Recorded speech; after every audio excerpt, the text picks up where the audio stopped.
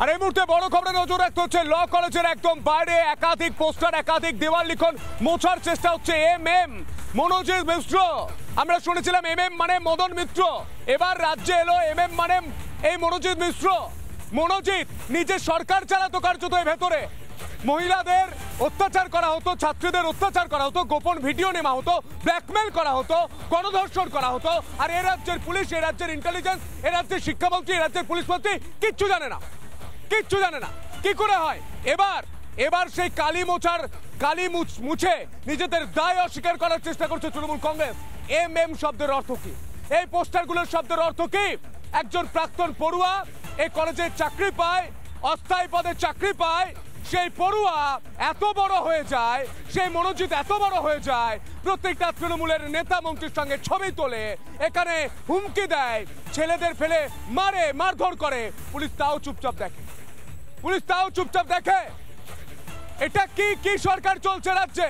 মনোজিৎ কে? দেওয়াল কেন মুছার চেষ্টা হচ্ছে? অভয়াকাণ্ডের মতো একই প্যাটার্নে পুলিশ কি কাজ করছে? কিছু লুকোতে চাইছে, কিছু লুকোতে চাইছে। গোটা বাংলার মানুষ জানতে চায়, গোটা দেশের মানুষ জানতে চায়। অভয়ার পর রাজ্যের মুখ্যমন্ত্রী মমতা বন্দ্যোপাধ্যায় বড় বড় কথা বলেছিলেন, কোথায় মহিলাদের সুরক্ষা? একটা কলেজে ভর্তি হতে আসা পড়ুয়া ছাত্রী, তার সুরক্ষা নেই। ভাস্কর কি ছবি তুলে ধরেছে, দেখবো।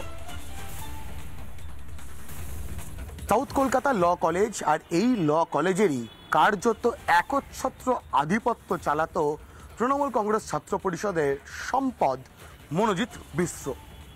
এবং এই মুহূর্তে দাঁড়িয়ে অন্তত সাউথ কলকাতা ল কলেজের যে বিল্ডিং, সেই বিল্ডিংয়ের গায়ে একাধিক জায়গায় দেখা যাচ্ছে রং করে বেশ কিছু স্লোগান মুছে দেওয়া হয়েছে, বেশ কিছু দেয়াল লিখন মুছে দেওয়া হয়েছে।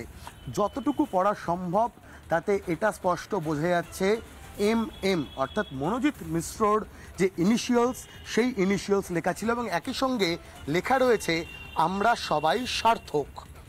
এই সার্থক কি সাফল্যের কথা বলা হচ্ছে, নাকি সার্থক নামক কারুর জয়গান করা হচ্ছে, সেটা নিয়ে যেমন একদিকে সংশয় তৈরি হয়েছে, অন্যদিকে দাঁড়িয়ে এই দেয়াল লিখন মোছা হলো কবে এবং কেন, এটাই সবথেকে বড় প্রশ্ন।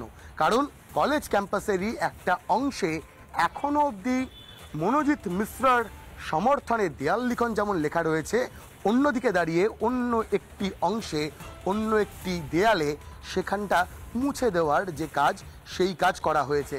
এবং আর এখানেই কিন্তু জটিলতা তৈরি হয়েছে, এখানেই প্রশ্ন তৈরি হচ্ছে। কোনোভাবে প্রভাবশালী তকমা কাটানোর জন্য কেউ বা কারা এই এম বা আমরা সবাই সার্থক এই দেয়াল লিখন মুছে দেওয়ার চেষ্টা করলো।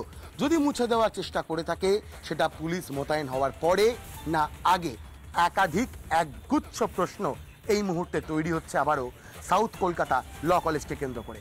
ভিডিও মেডালের সঙ্গে ভাস্কর বসু, রিপাবলিক বাংলা, কলকাতা।